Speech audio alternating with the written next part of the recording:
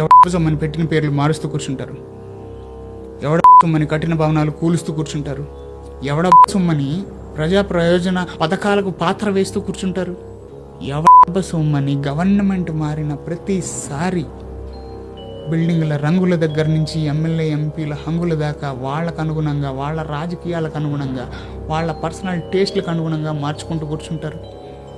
మీ సొమ్ము కాదు కదా, అందుకే అంత చులకన. రోడ్లకు పేర్లు, ఊర్లకు పేర్లు, పథకాలకు పేర్లు, పట్టా పుస్తకాల్లో ఫోటోలు, రేషన్ కార్డుల్లో ఫోటోలు, వెబ్సైట్లో ఫోటోలు, ఆఫీసుల్లో ఫోటోలు. ప్రచార పైత్యం పట్టింది రాజకీయానికి. ఒకప్పుడు కార్పొరేట్లకు ఉండేది ఈ పైత్యం, ఇప్పుడు రాజకీయానికి అంటుకుంది. చోటా మోటా నాయకుల దగ్గర నుంచి ఎమ్మెల్యేలు, ఎంపీలు, సీఎంలు, పీఎంలు అందరికీ ఇదే పైత్యం.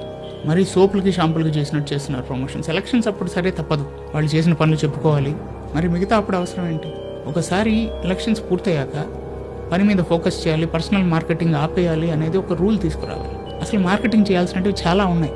ఉమెన్ సేఫ్టీ గురించి చేయొచ్చు, యాంటీ డ్రగ్ అవేర్నెస్ మీద చేయొచ్చు, చైల్డ్ ఎడ్యుకేషన్ మీద చేయొచ్చు. గవర్నమెంట్ పెట్టే చాలా పథకాలు, చాలా స్కీమ్స్, ప్రొవైడ్ చేసే లోన్స్, వీటన్నిటి గురించి అవేర్నెస్ ఇవ్వచ్చు. వాటి వల్ల ఎలా లబ్ధి పొందుతారో వీడియోలు చేసి ప్రమోట్ చేయొచ్చు. పేపర్ ప్రకటనలు ఇవ్వచ్చు. అవి కనపడవు, పెద్ద పెద్ద ఫోటోలు నేతలవే. First page, full page ads. ఎవరో ఒక నాయకుడు చిన్న షాప్ ఓపెనింగ్కి వెళ్తాడు. పొద్దున్న షాప్ ఓపెనింగ్కి వెళ్తాడో లేదో సాయంత్రం ఆ ఫోటోలు, ఆ వీడియోలతో బ్యాక్గ్రౌండ్ మ్యూజిక్, సినిమా పాట ఒకటి, ఈజ్ ద లీడర్. ఏమైనా సంబంధం ఉందా నీ లీడర్షిప్కి ఆ షాప్ ఓపెనింగ్కి? పోనీ అలా కాదు, ఏదో రోడ్ ఓపెనింగ్కో లేదో ఆఫీస్ ఇన్స్పెక్షన్కో వెళ్ళాడు అనుకుందాం.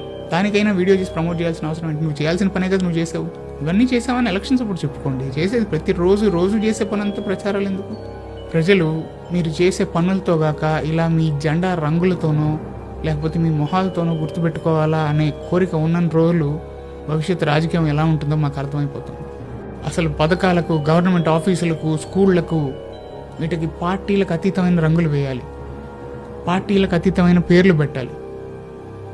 మీరు మారిన ప్రతిసారి మాకు ఈ గోల్ ఏంటి, మాకు ఈ జోబుకి చిల్లేంటి, నువ్వు ఎందుకు అడుగుతున్నావు అని అడగద్దు. We are the tax payers. ఖర్చు పెట్టే ప్రతి రూపాయి మా మధ్యతరగతి వాళ్ళకి నడ్డి విరగొట్టే తీసుకుంటున్నారు, జిఎస్టీల రూపంలో, ట్యాక్సుల రూపంలో. నీ పేరు నీకు గొప్ప, మాకు కాదు.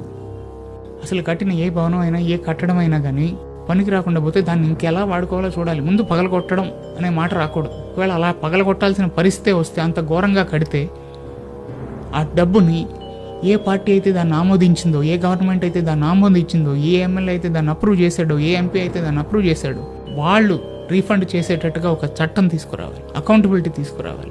ఆ మాత్రం ఒళ్ళు దగ్గర పెట్టుకుని అప్రూవ్ చేయలేరా? మీ డబ్బు కాదు కదా, నీ సొమ్ము కాదని అంత లెక్కలేనితనమా? నీ వ్యాపారం కాదని అంత నిర్లక్ష్యమా? నీ జీవితం కాదని అంత బాధ్యతారాహిత్యమా?